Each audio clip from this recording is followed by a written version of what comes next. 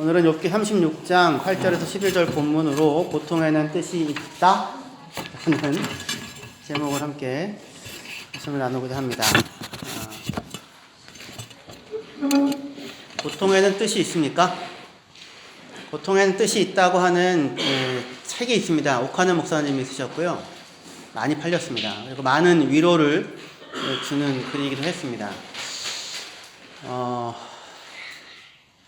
그런데 여러분들 생각하실 때 어떻게 보통에는 의미가 있다, 뜻이 있다, 목적이 있다, 그렇게 쉽게 고백이 되시는지요? 오늘은 요 문장을 좀 생각하면서 우리가 서야 하는 자리가 어디인가를 확인했으면 좋겠습니다. 지난주에 유나는 커요, 작아요? 미텔이에요? 유나는 혼자 있으면 크지도 작지도 않아요. 보통도 아니에요. 그런데 옆에 뭐가 서면, 비교할 수 있는 뭔가가 서면 비로소 크다 작다가 시작되는 거죠. 여기까지는 별 큰 문제 없습니다. 근데 여기에 대해서 유나가 평균적인 사람들보다 작다고 할 수 있는데, 분명히요. 그죠? 사실이죠. 평균적인 사람들보다는. 근데 그것이 좋다, 나쁘다 라고 묻게 되면 좋은가요, 나쁜가요? 그 자체로는 좋지도 나쁘지도 않다고 했습니다. 그것이 어떤 항과 연결될 때 비로소 좋을 수도 있고 나쁠 수도 있는 거예요. 예를 들면 어디 숨바꼭질이나 몸을 숨기는 게임이라고 하는 항과 연결되면 상당히 유리하겠죠. 그죠? 근데 농구 뭐 이렇게 연결되면 유리할 수도 있어요. 제가 농구 잘하는 편이거든요. 유리할 수도 있지만 일반적으로는 또 아니죠. 그러니까 좋다 나쁘다는 그 자체로 얘기되어질 수 없고 무엇과 연결될 때 관계에서 비로소 생긴다고 했습니다. 그죠? 기억나시죠? 사과는 좋아요? 개는 좋아요? 이렇게 얘기할 수 없어요. 그런데 사과나 개 알레르기가 있는 사람과 사과가 연결되면 그거는 그 사람에게는 나쁜 거죠. 치명적이고 죽음을 유발할 수도 있는 것일 거예요. 그런데 어떤 다른 사람에게는 사과나 개나 다 좋은 거죠. 그렇죠? 그러니까 좋다 나쁘다라고 하는 우리의 가치 판단이 그 자체로 주어지지 않고 무엇과 연결되느냐라고 하는 것으로 좋다 나쁘다라고 했어요. 그런데 하나님께서 천지 만물을 지으시고는 보시기에 심히 좋다라고 그렇게 말씀하시면서 하나님의 판단 속에 하나님이 그 연결 속에는 천지 만물이 다 좋은 거예요. 그런데 우리 입장에서는 모든 것이 다 좋은가요? 만나는 모든 일들이 다 좋은가요? 살면서 좋은 일들만 겪나요? 고통스럽고 억울하고 가슴 아프고 어렵고 힘든 일들은 안 겪나요? 겪죠. 그죠? 살면서 만나면 행복하고 만나면 기분이 좋아지고 내가 굉장히 귀한 사람이고 굉장히 쓸모있는 사람이라고 하는 느낌을 갖게 하는 만남도 있고 어떤 사람과 만나면 괜히 기분이 나빠지고 자격지심이 생기고 기분 더러워지고 그리고 불편해지고 집에 돌아와선 씩씩거리고 내가 왜 이러나 해도 그날 밤에 꿈도 꾸고 이런 만남도 있잖아요. 그렇죠? 좋은 만남만 있는 게 아니라 좋지 않은 만남들, 좋은 일들만이 아니라 어려운 일들, 소위 해서 고난, 고통 이런 일들도 만날 수 있잖아요. 그런데 하나님은 그 모든 것들에 대해 이 자연 만물에 대해서 좋다고 말씀을 하시고 있다는 말입니다. 뭐가 좋다는 걸까요? 나사로가 죽었을 때 예수님께서 좋아 이렇게 얘기하십니까? 그렇지 않고 우시거든요. 예수님도. 과부의 아들이 죽었을 때 예수님도 우시거든요. 민망히 여기시고 아파하시거든요. 무엇이 좋다는 이야기일까요? 고통에는 뜻이 있다. 고통에는 의미가 있다. 어떠한 어려운 일들도 결국에는 선한 것을 만들어낼 것이니 좋다. 그냥 그렇게 이야기할 수 있는 것일까요? 그런 의미에서 좋다라는 것일까요? 이제 이런 걸 좀 같이 묻고 싶습니다. 제가 지난주에 알프스를 다녀오지 않았습니까? 하루 종일 갔고요. 3일 있고 하루 종일 올라왔습니다. 근데 이제 올라오는 길에 제 아내가 저한테 묻더라고요. 온 세상에 사람들이 재난이든 뭐로 인하여 다 한 명도 남지 않고 다 사라지고 나 혼자만 남았다면 어떨 것인가? 혹시 그런 생각 해본 적 있냐고. 저는 없거든요. 저는 뭐 혹시 무인도에 나 혼자만 있으면 어떡하지? 이런 생각은 해봤습니다. 왜냐하면 묻잖아요. 무인도에 갈 때 가져갈 거 3가지만 있으면 얘기해라 뭐 이런 거요. 근데 그 생각을 하니까 갑자기 깜깜해지더라고요. 무슨 생각이냐면 세상에 재난을 당해서 사람이 한 사람도 없어요. 그리고 나 하나만 남는 거예요. 그때 도대체 인생은, 삶은 무엇일 수 있겠는가? 나는 살아갈 수 있을까? 살아낼 수 있을까? 무슨 의미가 있을까? 공포, 두려움, 이런 생각이 들더라고요. 어떠세요? 그렇겠죠. 이건 사실은 과장법인데, 이 과장법을 통하여 사실은 내가 때로는 누군가와 함께 살아가는 일들이 고통스럽고 어려운 일이지만, 하지만 함께 살아가는 누군가가 없다면, 나를 사랑해주고 내가 사랑할 누군가가 없다면 도대체 삶은 어떻게 될 것인가 하는 그런 생각을 하게 하는 그런 물음이었어요. 고통과 어려운 일들과 슬픈 일들 여러 가지가 있을 수 있겠지요. 그렇죠? 그런데 그때에 그것을 함께 겪어주고 함께 통과해주는 누군가가 있다면 어떠한 어려움이나 어떠한 힘든 일을 만나느냐 보다 내 곁에 누군가가 있다고 하는 사실이 훨씬 더 본질적인, 중요한, 소중한, 핵심적인 이야기겠구나 라고 하는 그런 생각이 들더라고요. 자, 오늘 이렇게 앞을 깔고요. 오늘 엘리후라는 사람이 욥기 36장에서 고통에는 나름 뜻이 있다고 이렇게 설명을 하는 내용입니다. 오늘 이제 엘리후의 얘기, 욥기 36장 얘기를 잠깐 할 거고요. 이후에 욥기를 조금 차근차근 좀 해보려고 합니다. 그럴 마음을 갖고 있어요.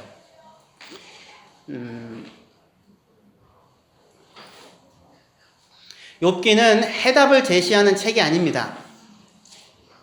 욥기는 무수한 물음을 던지는 책입니다. 그래서 저도 이 욥기를 같이 진행하면서 좀 물음들을 많이 던지고자 합니다. 하지만 그 안에서 또 주시는 하나의 말씀이 있으니까요. 잘 들었으면 좋겠습니다. 8절 이하에 고통에는 뜻이 있다라고 이렇게 이야기를 합니다. 엘리후가요. 혹시 그들이 족쇄에 매이거나 환란의 줄에 얽혔으면, 여기서 그들은 의인입니다. 의인. 앞에 문맥에 따르면 그들의 소행과 악행과 자신들의 교만한 행위를 알게 하시고 그들의 귀를 열어 교훈을 듣게 하시며 명하여 죄에서 돌이키게 하시나니, 이렇게요. 그러니까 다시 얘기하면, 자, 이게 제가 한 절 한 절 다 설명을 하지 않을 거고요. 제 설명을 듣고 잘 따라오시면 됩니다. 엘리후는 나름 고통에는 의미가 있다라고 지금 고통당하고 있는 욥에게 설명을 하는데, 첫 번째는 9절에 나오는 것처럼 지금껏 살아온 삶을 돌아보아서 스스로를 바로잡게 하는 힘이 고통에 있다, 이렇게 얘기를 합니다. 두 번째로는 10절에 얘기하는 것처럼 그동안 간과해온 죄를, 교만이든지 이런 것을 깨달아서 돌이키게 하는 힘이 있다. 또 이후에 17절에는 악을 심판하여 경계를 삼게 하는 힘이 있고, 22절에는 하나님의 전능하신 통치와 다스림을 알게 한다. 뭐 이런 이야기를 합니다. 자, 엘리후는 의인에게도 고통이 있을 수 있다라는 사실을 인정해요. 이유는 뭐냐면, 의인도 아무리 의인이어도 교만할 수도 있고 범죄할 수도 있고 넘어질 수도 있잖아요. 그러니까 그때 고통이라고 하는 것이 그 사람을 바로 잡아주고 정신 차리게 하고, 그리고 정신 똑바로 차리고 마땅한 길을 가도록 이끄는 힘이 고통에 있다, 이런 식으로 이야기를 하는 지금 요 내용입니다. 고난이 의인을 정화하고 하나님의 음성을 더욱더 분명히 들을 수 있게 한다. 그런 의미에서 의인도 고난을 당하고 결국은 도움이 된다. 이렇게 얘기를 하고 있는 겁니다. 그런데 엘리후는 여전히 죄와 벌이라는 차원에서 의인의 고난에 대해서 이야기하고 있지만 잘 생각해 보면 고통은 다만 죄와 벌이라는 그러한 1차원적인 그런 연결을 넘어서서 분명히 사람을 성숙시키는 면이 있습니다. 고통에는 의미가 있다라고 얘기할 수 있는 부분이 있습니다. 고통에 어떤 좋은 점이 있을 수 있을까요? 어떤 의미가 있을 수 있을까요? 사람을 성숙시킵니다. 분명히요. 사람을 성숙시키거든요. 예를 들면 고통 속에서 사람은 삶에서 보다 중요한 것이 무엇인지를 생각해 보게 됩니다. 고통을 겪으면서. 그러니까 아무 생각 없이 살다가 갑자기 만약에 검진을 했는데 암 4기입니다. 이런 진단을 받게 되면 3개월 남았습니다. 그러면 멈춰서겠죠. 그리고 남은 3개월의 시간을 내가 어떻게 보내야 될 것인가를 생각하지 않겠습니까? 지금까지 살아왔던 것과는 뭔가 다르게 살아야겠구나 이런 생각을 갖게 되죠. 그죠? 그래서 가장 중요한 것이 무엇인가를 찾게 되겠죠. 그래서 아마 사소한 일에는 그렇게 얽매이지 않을 것이고 보다 중요한 것을 생각하게 될 거예요. 그렇죠? 그러니까 분명히 고통이라고 하는 것이 우리에게 삶을 돌아보게 하는 어떤 긍정적인 역할을 하는 부분이 있습니다. 또한 두 번째로 고통 속에서 고통당하는 사람은 고통당하는 다른 사람이 있다는 사실, 다른 누군가의 고통에 대하여 이해할 수 있는, 공감할 수 있는 그런 마음을 갖게 되잖아요. 그렇죠? 그러니까 이 땅에서 모든 사람들이 겪는 어려움과 고통을 겪는다는 것은 똑같은 인생을 살아가는 누군가에게 공감할 수 있는 것을 물려날 수 있는, 알아줄 수 있는 힘이 되잖아요. 자산이 되잖아요. 그런 부분에서 물론 굉장히 성숙시키는 부분이 있을 수 있어요. 분명히. 또한 세 번째로 억울하게 고통당하는 사람들과 연대할 때 억울함을 푸는 것보다 훨씬 귀한 것이 인생에 있구나 라는 것을 배울 수도 있습니다. 억울함을 푸는 것보다 같이 고통당하는 자와 연대할 때 훨씬 귀한 것이 인생에 있구나라고 하는 것을 배울 수도 있어요. 또한 무죄한 자가 당하는 고난을 통해 죄라고 하는 것이 얼마나 끔찍한 것인가라고 하는 것을 확인할 수도 있습니다. 또는 무죄한 자가 고난을 당했는데 기대할 수 없는 용서를 이 사람이 베푸는 것을 통하여서 누군가의 삶을 새롭게 출발시키는 일을 고통이 할 수도 있을 거예요. 자, 분명히 인생에는 고통이 아니라면 알 수 없는 것이 있습니다. 하지만 그렇다 하더라도 불의의 사고로 갑작스럽게 자녀를 잃거나 억울하게 자신의 권리를 빼앗기거나 이유 없는 모욕과 조롱으로 고통을 겪는 등 이 땅에서 일어나는 모든 고통에 대해 그것으로 얻을 수 있는 무언가가 있으니 참아라, 잘된 일로 생각해라, 그렇게 이야기할 수는 없을 거예요. 그렇게 정당할 수는 없을 것입니다. 만약에 그렇다면 고통을 가하면서도 이것도 너에게 유익이 될 것이니 너는 불평하지 마 라고 하는 말도 안 되는 그런 이야기를 하게 되기도 하겠죠.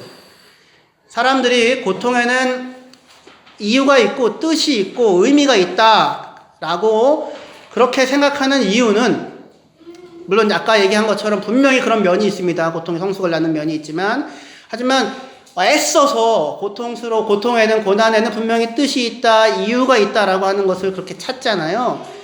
그 이유는 고통 자체보다 더 고통스러운 것이 내가 겪는 고통이 아무런 이유가 없는 것이다 라고 하는 것을 더 견디기 힘들기 때문에 내 고통에는 나름 의미가 있을 거야.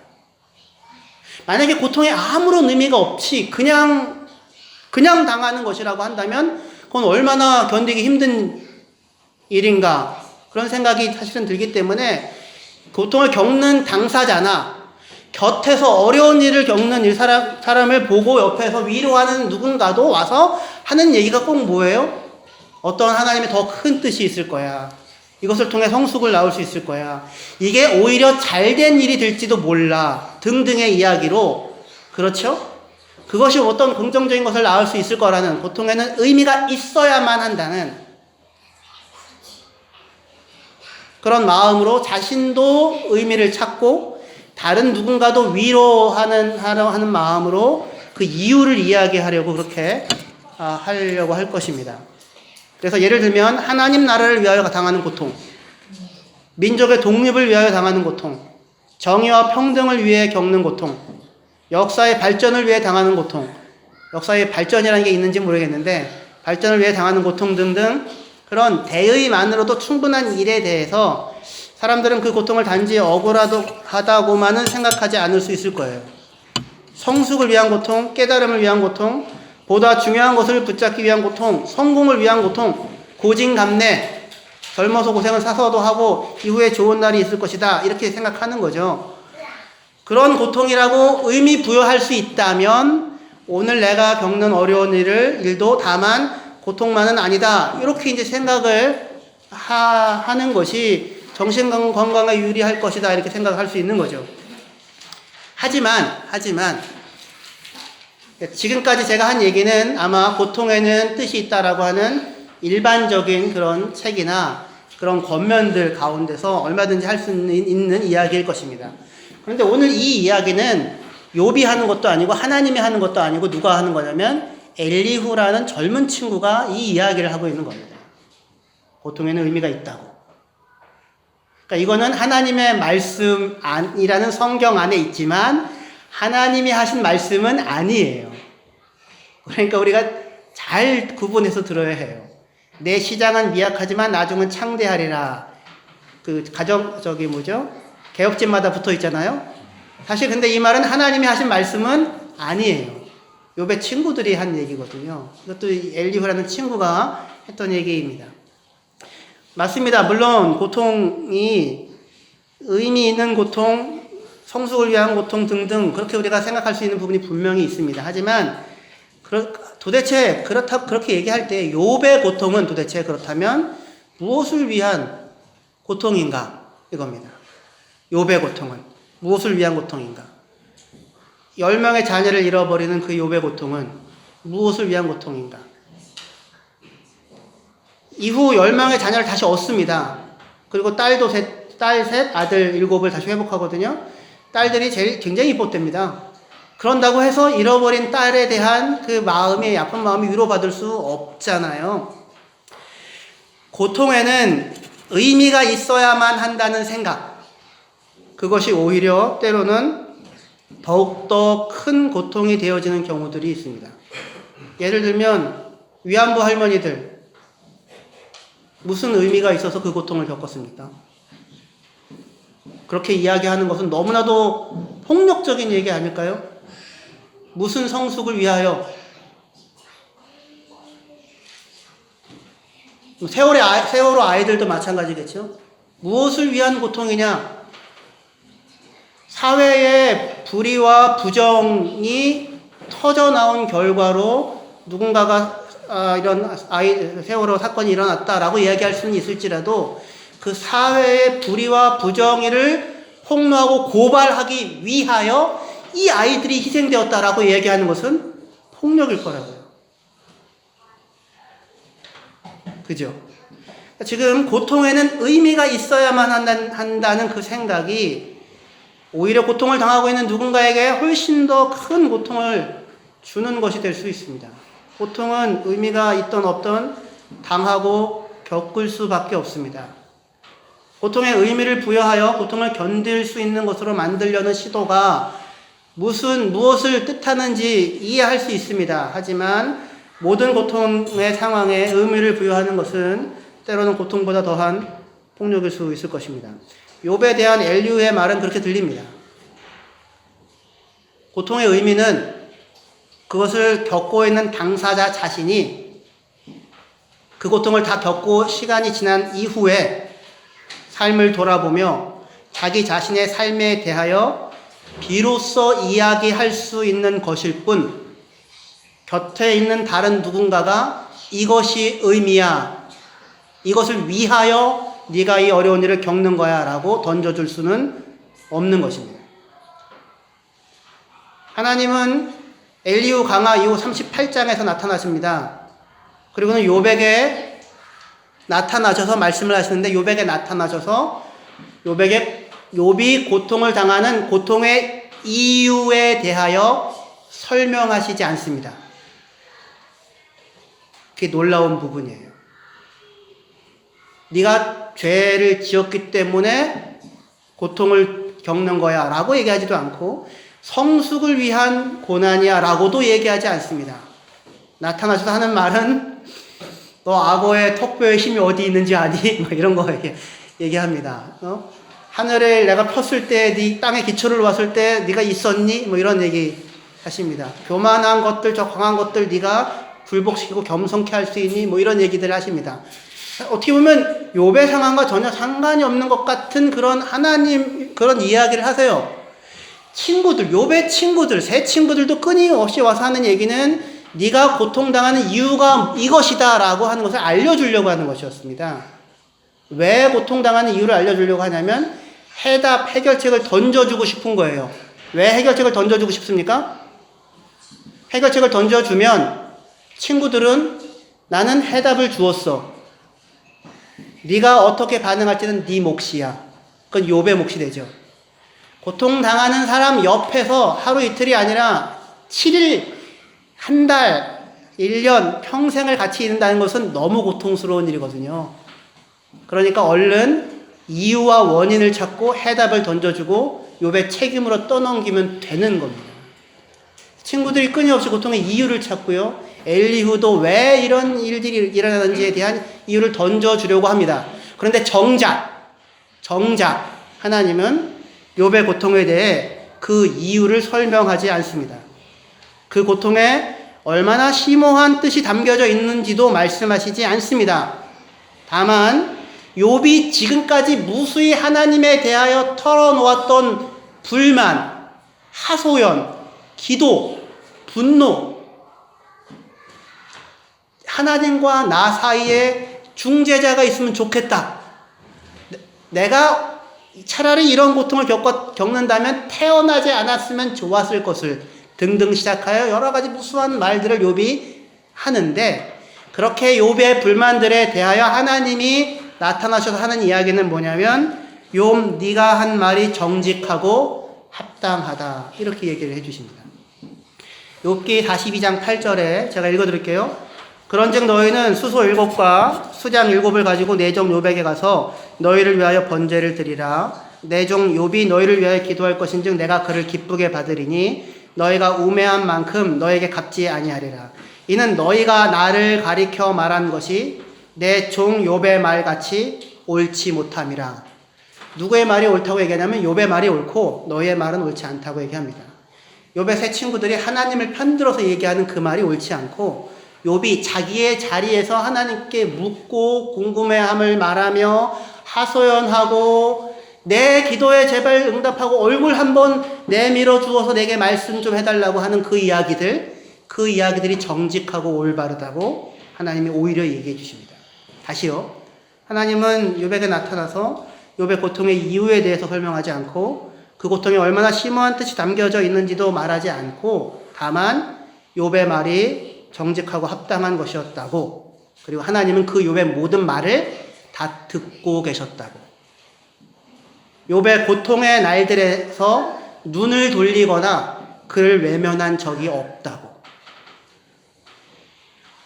고통에는 혹시 뜻이 없을지 몰라도 고통 중에 욥 너는 단 한 번도 혼자가 아니었다고. 누가 곁에 계신 겁니까? 하나님이. 우리는 살면서 정말 이해할 수 없는 일들을 만나고 고통 가운데 해결할 수 없는 마음 때문에 누군가를 나쁜 사람으로 만들기도 하고 자책하기도 하고 여러 가지 스스로의 마음을 잘 내려고 애를 쓸 것입니다. 그런데 왜 이렇게 마음을 잡는 것이 어려울까요? 그 이유를 설명하고 대답을 찾기가. 그러면 그 모습 그대로 하나님께 나아가 호소하고 부르짖으시고 정치가 떨려서 그 감당을 못하겠으면 욕도 하시고 시편이 그런 거잖아요. 하나님이 그 사람의 기도를 들으십니다. 그리고 그의 고통의 날들에 대해 눈을 돌리거나 외면하지 않습니다. 왜 겨우 그 정도도 못 견디고 난리야 라고 하시지 않습니다. 내가 너의 고통을 들었고 너의 모든 말을 들었다. 혹시 네가 이해할 수 없고 고통에는 네가 오늘 겪는 그 일이 도대체 무엇을 위한 것인가? 지금은 도저히 이야기할 수 없고 해답을 찾을 수 없을지 몰라도 하지만 분명한 것은 그 오늘 네 곁에 내가 있고 너는 혼자가 아니다 라고 하는 것이 욥기를 통해서 하나님이 들려주시고 싶은 말씀입니다. 기도하시겠습니다.